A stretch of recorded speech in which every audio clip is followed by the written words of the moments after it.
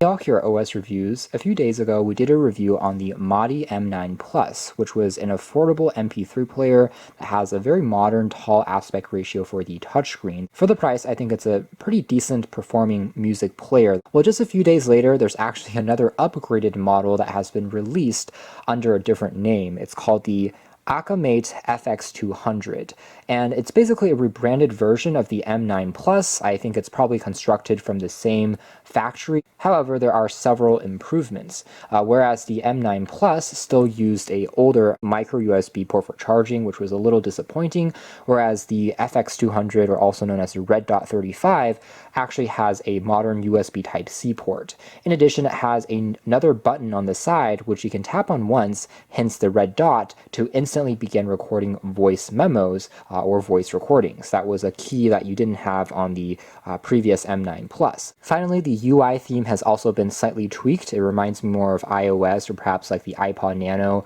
of yesteryear compared to before, which was going for a little bit more of an original kind of UI icon theme. But aside from that, it actually has the same features. It still has built-in Bluetooth 5.0, so you can connect this to wireless earphones and headphones. It has a 3.5-inch display, which has a 20:9 aspect ratio. Here are all the specific formats that it supports, along with different video formats that you can simply drag over and play back. It also has a built-in, of course, micro SD card slot to expand on the built-in memory, along with 8 gigs of built-in storage, just like before. And this version also has OTG support. As far as other accessories are concerned, we have a user manual. This one here also has additional cases which the M9 Plus did not have, including a silicone case. There's even another running case included that you can use to strap it onto your arms, slide the player in just to make it a little bit easier if you are jogging or at the gym.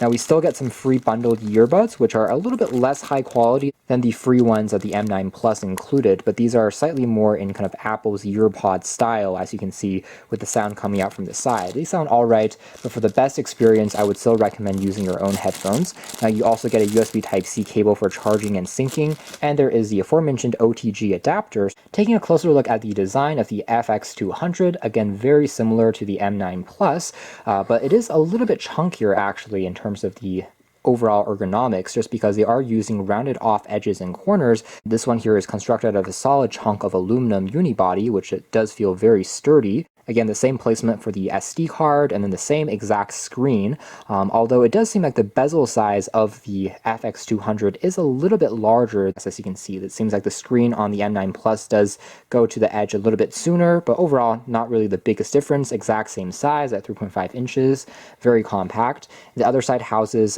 there's a power switch. There are dedicated volume rockers for adjusting the volume. So again, the placement of these keys are a little bit different. They were on the bottom of the M9 Plus. Now they're on the top, and they are a one-piece design as opposed to divided like before, but we have the presence of the dedicated voice recording button, hence the red dot, and we also have the microphone down below. Now on the very base, we have access to a 3.5mm headphone jack, the aforementioned USB Type-C port, and we also have the loudspeaker. So that's another improvement, whereas before it was actually located on the back, which was a little easier to muffle up if you put it onto a table. On here, it's harder to cover, and it's a better placement. On the rear here, we still have a tempered glass surface, but it has a nice kind of carbon fiber texture underneath, compared to just the more kind of plain black that we saw from before. It's really no surprise that the functions are copy-pasted from the M9 Plus, so there's really nothing new that we didn't see before. So starting with the music, even the interface is exactly the same. It's sorted through content loaded onto the device's memory and then on the SD card. Now, just like before, there is no kinetic scrolling, so the transitions between different pages can seem a little abrupt, as you can see there. But overall, it does work pretty well. The touchscreen itself is responsive enough. Unsurprisingly, the audio quality is also exactly the same as the M9 Plus, because it is using the exact same chipset. It's using the same DAC underneath, which is to say for a relatively inexpensive MP3 player, it sounds quite good and had no issues when it came to supporting lossless file formats like FLAC that I tried throwing at it. Just like before, you can change the equalizer settings just by tapping on the drawer here. I can tap on the EQ, and there's a selection that you can pick from. You can still be listening to music while you are, for example, taking a look at photos photos as well, so there is a little bit of multitasking that you can apply. However, to control the music, you always need to go back into the music app. Even if there's something playing back in the background, this little widget doesn't transfer over into the main home screen. Video playback works better than expected. Just like before, it will zoom in on your videos to fill up the entire screen and stretch it, even if before it was more of a traditional aspect ratio. So it does take advantage of this tall display, which is great. It makes the videos pretty immersive, and again, it's very unpicky when it comes to the file formats that you throw at it. Now granted, the screen size is still on the small size compared to, say, a smartphone, but for some very quick video clips, it actually does suffice and still is a relatively enjoyable experience. For the voice recording, again, we can simply tap on the red key for a few seconds regardless of where we are at, and it will automatically begin recording. It does work pretty well for just some quick notes. If, say, you are a student and you're attending a lecture, or if you are taking some notes for a business conference, it actually does a good job of picking up your voice and those around you. It's not going to be the highest quality voice recorder. It doesn't really have, say, noise cancellation. It doesn't automatically zoom in to the person that's speaking, but it is something that works well enough, similar to a smartphone really. If you want to do some very quick notes, you can capture it on here and listen back to them. The built-in games here, we have 8, which are exactly the same as before. It's nice to see that you get a handful that is kind of reminiscent of the days of when iPods were still really popular, and Apple also tried to build in a few mini games to help you get past some time if you are really bored. And there are some classic, mostly I would say arcade style or kind of puzzle-based games, nothing too fancy, but it does work well enough, and it's a kind of a cute touch. So here's Tetris. Again, it works pretty well. We can exit out of this, and some of the other titles like Huarong Road is another kind of puzzle game where the goal is to get the centerpiece, the king, Cao Cao, into the bottom portion where he can leave by shuffling the other pieces around. But there are certain rules where some of the pieces can't be next to each other, and all of the characters on this board are actually taken from the Chinese Three Kingdom history. And you can see here that they actually did try to make the interface at least look pretty reasonable. So it does actually work pretty well. It can save your score. Disappear, this one is pretty similar to Candy Crush, where we are able to change the positions of these pieces around in order to try and get a match of 3 or 4 in a row, and then eventually get rid of those and increase our score. So again, all these games are exactly the same as before, so if you want to take a closer look at all of them and a more detailed explanation, please refer to our previous review of the M9 Plus. Now finally, under Tools, we do have some differences. First of all, the M9 Plus put the calculator onto the home screen because they thought it was a really critical kind of core feature, but you can see that it's not found on the FX200. It actually is replaced Bluetooth shortcut as opposed to putting the calculator on the main screen, which I think makes a little bit more sense.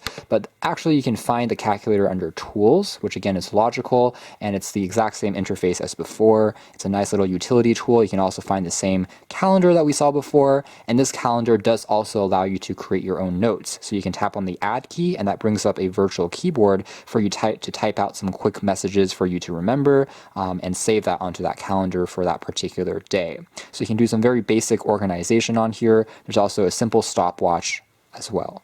The last feature here, called Decompression Artifact, just like before, is really an interesting kind of music creation DJ style app. It's more of a game in my opinion. It's not anything to be taken really seriously, but you can be playing back some music and tapping on these different keys. It's kind of like a music pad where you're able to add different special effects like drum beats, different piano keys. You can hear how it does produce those sounds. So it's kind of an interesting extra feature that they built on in as a tool. Now you can also find a basic file manager, and then under settings, like before, we can change the brightness of the screen.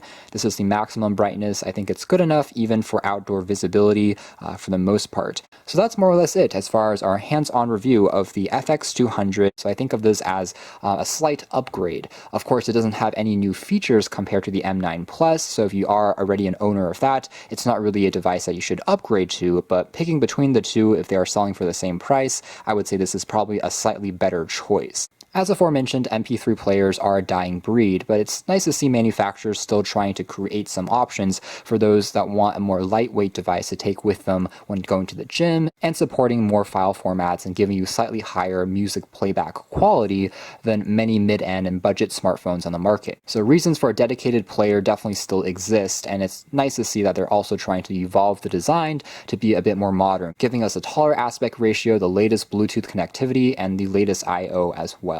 So if you are interested in picking one up, you can find them in the links down below, but for now that's been our video. Thanks for watching here at OS Reviews. That's been the Akamate FX200 MP3 player, also known as the REDdot 35.